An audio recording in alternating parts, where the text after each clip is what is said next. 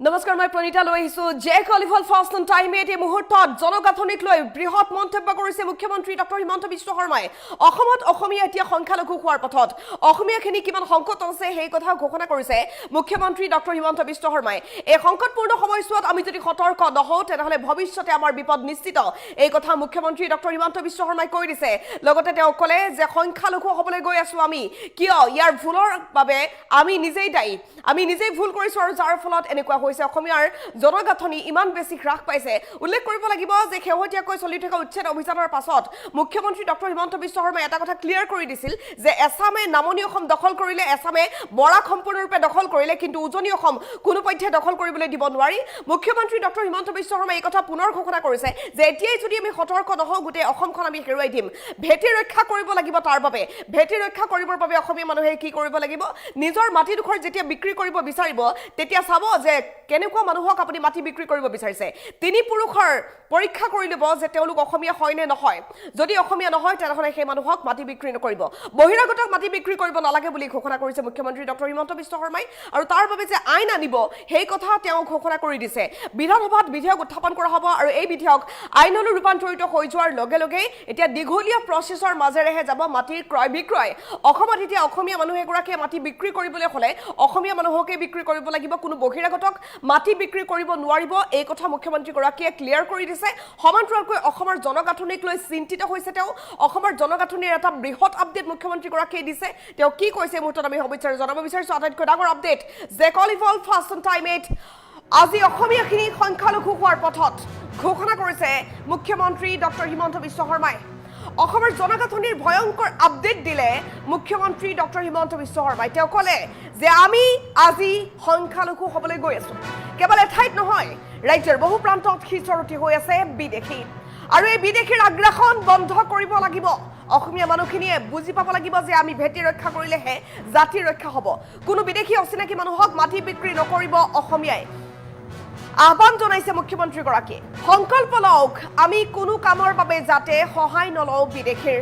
বিদেশীৰ সহায় লৈ আমি বিদেশীৰ বুজা কঢ়িয়াবলগীয়া হৈছে আপোনাৰ গাড়ীখন চলাবলৈ বহিৰাগতক নহয় কোনোবা অসমীয়াক দিয়ক মুখ্যমন্ত্ৰী গৰাকীৰ ভাষ্য এয়া অসমীয়া উদ্যোগপতিয়ে চাকৰিত বিদেশীক নহয় অসমীয়াক লওক আমাৰ অসমখনত সকলো মানুহ ওলাই আহিব লাগিব সকলোৱে ব্যৱসায় বাণিজ্য ধৰি ৰাখিব লাগিব আমি অসমীয়াবোৰে ব্যৱসায় বাণিজ্য নধৰিলে বহিৰাগতই ধৰিব আৰু তেনেকৈয়ে অসমখন গ্ৰাস কৰিব সকলো ফালৰ পৰা অসমখনক ধৰি ৰাখিব লাগিব আমি অসমীয়াই গতিকে মনত ৰাখক আমি অসমীয়াখিনিয়ে এতিয়া বুজিবৰ হ'ল আমি অসমীয়া জীয়াই থাকিব লাগিব আৰু তাৰ বাবে আমি বুজিব লাগিব যে জাতি মাটি ভেটিৰ ৰক্ষা কেৱল আমি কৰিব লাগিব জাতি মাটি ভেটি হেৰাবলৈ দিয়া নহ'ব জাতি মাটি ভেটি হেৰাই যোৱা মানেই আমি হেৰাই যোৱা অসমীয়া মানুহখিনি এই কথা অন্তত বুজাটো উচিত তিনি প্ৰজন্মৰ অসমীয়া নহ'লে মাটি বিক্ৰী নকৰিব আপোনাৰ মাটিখিনি তিনি প্ৰজন্মৰ অসমীয়া মানুহ যদি নহয় তেনেহ'লে বহিৰাগতক বিক্ৰী নকৰিব আজি অসমতে সংখ্যালঘু হোৱাৰ পথত অসমীয়া আমি মহা সংকটত আছো মুখ্যমন্ত্ৰী ডক্টৰ হিমন্ত বিশ্ব শৰ্মাই কৈছে যে আমি বহু সংকটত আছো আমি সংখ্যালঘু হ'বলৈ গৈ আছো বেলেগক সংখ্যালঘু কওঁতে আমি নিজেই সংখ্যালঘু হ'বলৈ গৈছো এই সময়খিনিত আমি সতৰ্ক নহ'লে বিপদ নিশ্চিত মুখ্যমন্ত্ৰী গৰাকীৰ ভাষ্য এয়া আজি অসমীয়া মানুহখিনি সংখ্যালঘু হোৱাৰ পথত ইয়াৰ মূলত আমাৰ এলাহ বা আমি বহিৰাগত মানুহৰ আশ্ৰয় লোৱাটো বা বহিৰাগত মানুহৰ সহায় লোৱাটো লাহে লাহে বহিৰাগতই আমাৰ অসমখন গ্ৰাস কৰিছে অসমৰ জনগাঁথনিৰ ভয়ংকৰ আপডেট দিছে মুখ্যমন্ত্ৰী ডক্টৰ হিমন্ত বিশ্ব শৰ্মাই কেৱল এঠাইত নহয় ৰাজ্যৰ বহু প্ৰান্তত সিঁচৰতি হৈ আছে বিদেশী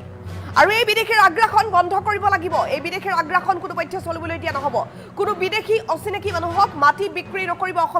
অসমীয়া মানুহে মাটি বিক্ৰী কৰিবলৈ হ'লে চাই ল'ব তেওঁ অসমীয়া হয় নে নহয় সংকল্প লওক আমি কোনো কামৰ বাবে যাতে কাৰো সহায় নলওঁ কোনো বিদেশীৰ সহায় নোলোৱাকৈ আমি যাতে আগবাঢ়িব পাৰোঁ আমি নিজৰ কাম নিজে যাতে কৰিব পাৰোঁ বেপাৰ বাণিজ্যত যাতে আমি ওলাই আহিব পাৰোঁ জাতি মাটি ভেটি ৰক্ষা আমি কৰিব লাগিব আপোনাৰ গাড়ীখন চলাবলৈ বহিৰাগতক নহয় কোনোবা অসমীয়াক দিয়ক অসমীয়া মানুহে কাম কৰিবলৈ লাজ কৰিব নালাগে সকলো মানুহ ওলাই আহক কাম কৰক অসমীয়া উদ্যোগপতিয়ে চাকৰিত বিদেশীক নহয় অসমীয়া মানুহক লওক মুখ্যমন্ত্ৰী গৰাকীৰ ডাঙৰ ভাষ্য এয়া ব্যৱসায় বাণিজ্য আমি অসমীয়াই ধৰি ৰাখিব লাগিব আমি অসমীয়াবোৰে বুজিব লাগিব যে বেপাৰ বাণিজ্য ধৰি ৰাখিলেহে অসমখন লাহেকৈ আমি বহিৰাগতৰ হাতৰ পৰা মুকলি কৰিব পাৰিম সকলো ফালৰ পৰা অসমখনক ধৰি ৰাখিব লাগিব আমি অসমীয়াই মুখ্যমন্ত্ৰীগৰাকীৰ ডাঙৰ ভাষ্য আমি অসমীয়া জীয়াই থাকিব লাগিব তাৰ বাবে আমি চিন্তা কৰিব লাগিব যে জীয়াই থাকিবলৈ হলে আমি ভেটি ৰক্ষা কৰিব লাগিব জাতি মাটি ভেটি ৰক্ষা হলেহে জীয়াই থাকিব অসমীয়া কোনো পধ্যে জাতি মাটি ভেটি হেৰাবলৈ দিয়া নহব মুখ্যমন্ত্ৰীগৰাকীৰ ডাঙৰ ভাষ্য তেওঁ কি ক'লে শুনাব বিচাৰিম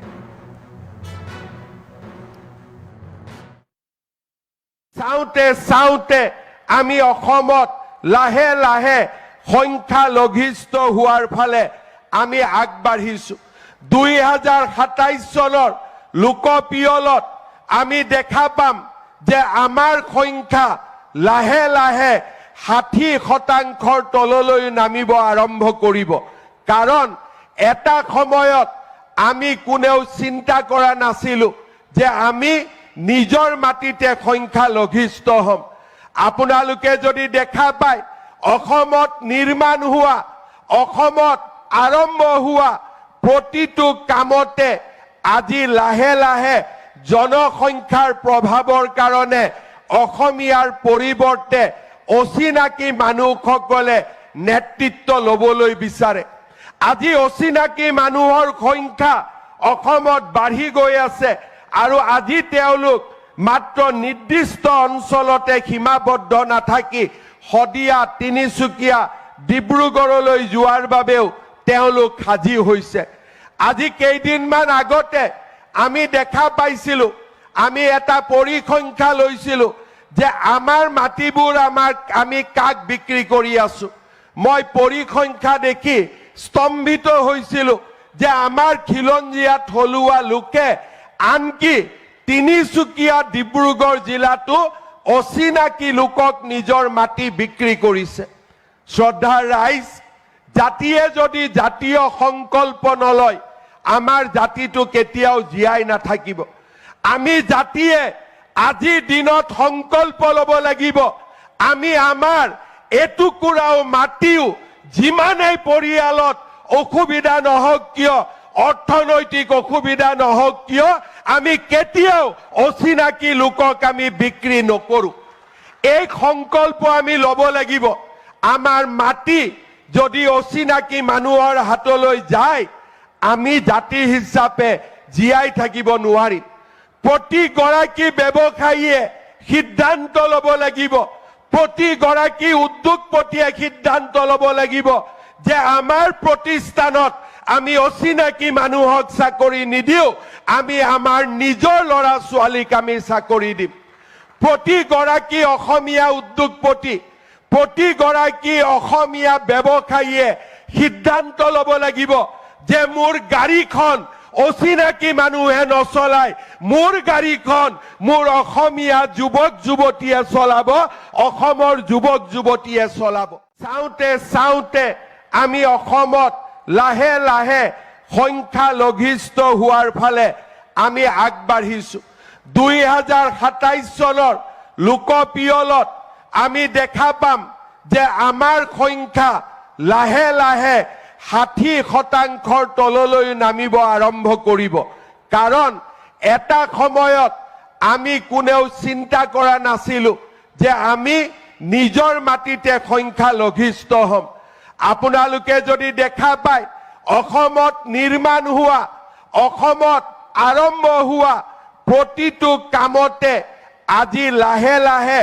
জনসংখ্যাৰ প্ৰভাৱৰ কাৰণে অসমীয়াৰ পৰিৱৰ্তে অচিনাকি মানুহসকলে নেতৃত্ব ল'বলৈ বিচাৰে আজি অচিনাকি মানুহৰ সংখ্যা অসমত বাঢ়ি গৈ আছে আৰু আজি তেওঁলোক মাত্ৰ নিৰ্দিষ্ট অঞ্চলতে সীমাবদ্ধ নাথাকি হদিয়া তিনিচুকীয়া ডিব্ৰুগড়লৈ যোৱাৰ বাবেও তেওঁলোক সাজি হৈছে আজি কেইদিনমান আগতে আমি দেখা পাইছিলো আমি এটা পৰিসংখ্যা লৈছিলো যে আমাৰ মাটিবোৰ আমি কাক বিক্ৰী কৰি আছো মই পৰিসংখ্যা দেখি স্তম্ভিত হৈছিলো যে আমাৰ খিলঞ্জীয়া থলুৱা লোকে আনকি তিনিচুকীয়া ডিব্ৰুগড় জিলাটো অচিনাকি লোকক নিজৰ মাটি বিক্ৰী কৰিছে শ্ৰদ্ধাৰ ৰাইজ জাতিয়ে যদি জাতীয় সংকল্প নলয় আমাৰ জাতিটো কেতিয়াও জীয়াই নাথাকিব আমি জাতিয়ে আজিৰ দিনত সংকল্প ল'ব লাগিব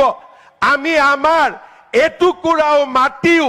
যিমানেই পৰিয়ালত অসুবিধা নহওক কিয় অৰ্থনৈতিক অসুবিধা নহওক কিয় আমি কেতিয়াও অচিনাকি লোকক আমি বিক্ৰী নকৰো এই সংকল্প আমি ল'ব লাগিব আমাৰ মাটি যদি অচিনাকি মানুহৰ হাতলৈ যায় আমি জাতি হিচাপে জীয়াই থাকিব নোৱাৰিম প্ৰতিগৰাকী ব্যৱসায়ীয়ে সিদ্ধান্ত ল'ব লাগিব প্ৰতিগৰাকী উদ্যোগপতিয়ে সিদ্ধান্ত ল'ব লাগিব যে আমাৰ প্ৰতিষ্ঠানত আমি অচিনাকি মানুহক চাকৰি নিদিও আমি আমাৰ নিজৰ ল'ৰা ছোৱালীক আমি চাকৰি দিম প্ৰতিগৰাকী অসমীয়া উদ্যোগপতি প্ৰতিগৰাকী অসমীয়া ব্যৱসায়ীয়ে সিদ্ধান্ত ল'ব লাগিব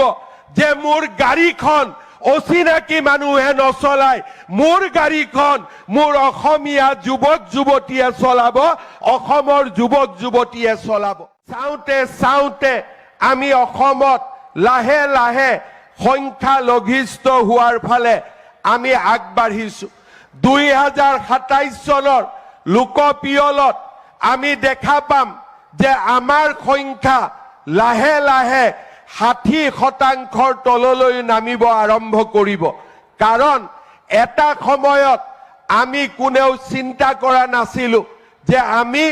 নিজৰ মাটিতে সংখ্যা লঘিষ্ঠ হ'ম আপোনালোকে যদি দেখা পায় অসমত নিৰ্মাণ হোৱা অসমত আৰম্ভ হোৱা প্ৰতিটো কামতে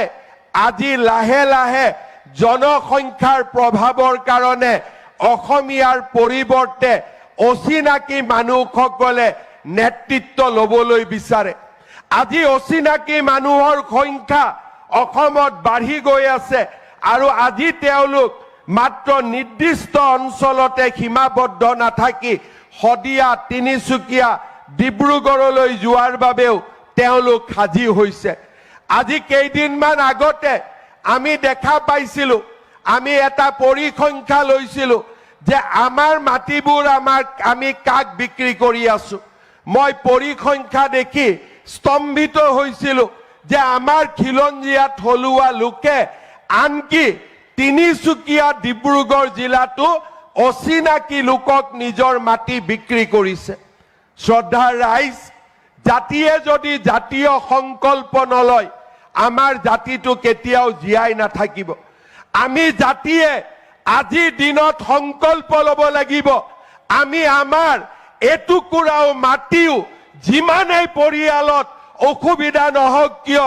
অৰ্থনৈতিক অসুবিধা নহওক কিয় আমি কেতিয়াও অচিনাকি লোকক আমি বিক্ৰী নকৰো এই সংকল্প আমি ল'ব লাগিব আমাৰ মাটি যদি অচিনাকি মানুহৰ হাতলৈ যায় আমি জাতি হিচাপে জীয়াই থাকিব নোৱাৰিম প্ৰতিগৰাকী ব্যৱসায়ীয়ে সিদ্ধান্ত ল'ব লাগিব প্ৰতিগৰাকী উদ্যোগপতিয়ে সিদ্ধান্ত ল'ব লাগিব যে আমাৰ প্ৰতিষ্ঠানত আমি অচিনাকি মানুহক চাকৰি নিদিও আমি আমাৰ নিজৰ ল'ৰা ছোৱালীক আমি চাকৰি দিম প্ৰতিগৰাকী অসমীয়া উদ্যোগপতি প্ৰতিগৰাকী অসমীয়া ব্যৱসায়ীয়ে সিদ্ধান্ত ল'ব লাগিব যে মোৰ গাড়ীখন অচিনাকি মানুহে নচলাই মোৰ গাড়ীখন মোৰ অসমীয়া যুৱক যুৱতীয়ে চলাব অসমৰ যুৱক যুৱতীয়ে চলাব চাওঁতে চাওঁতে আমি অসমত লাহে লাহে সংখ্যা লঘিষ্ঠ হোৱাৰ ফালে আমি আগবাঢ়িছো 2027 চনৰ লোকপিয়লত আমি দেখা পাম যে আমাৰ সংখ্যা লাহে লাহে 60% তললৈ নামিব আৰম্ভ কৰিব কাৰণ এটা সময়ত আমি কোনেও চিন্তা কৰা নাছিলো যে আমি নিজৰ মাটিতে সংখ্যা লঘিষ্ঠ হ'ম আপোনালোকে যদি দেখা পায় অসমত নিৰ্মাণ হোৱা অসমত আৰম্ভ হোৱা প্ৰতিটো কামতে আজি লাহে লাহে জনসংখ্যাৰ প্ৰভাৱৰ কাৰণে অসমীয়াৰ পৰিৱৰ্তে অচিনাকি মানুহসকলে নেতৃত্ব ল'বলৈ বিচাৰে আজি অচিনাকি মানুহৰ সংখ্যা অসমত বাঢ়ি গৈ আছে আৰু আজি তেওঁলোক মাত্ৰ নিৰ্দিষ্ট অঞ্চলতে সীমাবদ্ধ নাথাকি শদিয়া তিনিচুকীয়া ডিব্ৰুগড়লৈ যোৱাৰ বাবেও তেওঁলোক সাজি হৈছে। আজি কেইদিনমান আগতে আমি দেখা পাইছিলো, আমি এটা পৰিসংখ্যা লৈছিলো যে আমাৰ মাটিবোৰ আমি কাক বিক্ৰী কৰি আছো। মই পৰিসংখ্যা দেখি স্তম্ভিত হৈছিলো যে আমাৰ খিলঞ্জীয়া থলুৱা লোকে আনকি তিনিচুকীয়া ডিব্ৰুগড় জিলাতো অচিনাকি লোকক নিজৰ মাটি বিক্ৰী কৰিছে। শ্ৰদ্ধাৰ ৰাইজ, জাতিয়ে যদি জাতীয় সংকল্প নলয় আমাৰ জাতিটো কেতিয়াও জীয়াই নাথাকিব। আমি জাতিয়ে আজিৰ দিনত সংকল্প ল'ব লাগিব, আমি আমাৰ এটুকুৰাও মাটিও যিমানেই পৰিয়ালত অসুবিধা নহওক কিয়, অৰ্থনৈতিক অসুবিধা নহওক কিয়, আমি কেতিয়াও অচিনাকি লোকক আমি বিক্ৰী নকৰো। এই সংকল্প আমি ল'ব লাগিব। আমাৰ মাটি যদি অচিনাকি মানুহৰ হাতলৈ যায় আমি জাতি হিচাপে জীয়াই থাকিব নোৱাৰিম। প্ৰতিগৰাকী ব্যৱসায়ীয়ে সিদ্ধান্ত ল'ব লাগিব, প্ৰতিগৰাকী উদ্যোগপতিয়ে সিদ্ধান্ত ল'ব লাগিব যে আমাৰ প্ৰতিষ্ঠানত আমি অচিনাকি মানুহক চাকৰি নিদিও, আমি আমাৰ নিজৰ ল'ৰা ছোৱালীক আমি চাকৰি দিম। প্ৰতিগৰাকী অসমীয়া উদ্যোগপতি, প্ৰতিগৰাকী অসমীয়া ব্যৱসায়ীয়ে সিদ্ধান্ত ল'ব লাগিব যে মোৰ গাড়ীখন অচিনাকি মানুহে নচলায়, মোৰ গাড়ীখন মোৰ অসমীয়া যুৱক যুৱতীয়ে চলাব, অসমৰ যুৱক যুৱতীয়ে চলাব। চাওঁতে চাওঁতে আমি অসমত লাহে লাহে সংখ্যালঘিষ্ঠ হোৱাৰ ফালে আমি আগবাঢ়িছো। 2027 চনৰ লোকপিয়লত আমি দেখা পাম যে আমাৰ সংখ্যা লাহে লাহে 60% তললৈ নামিব আৰম্ভ কৰিব। কাৰণ এটা সময়ত আমি কোনেও চিন্তা কৰা নাছিলো যে আমি নিজৰ মাটিতে সংখ্যালঘিষ্ঠ হ'ম।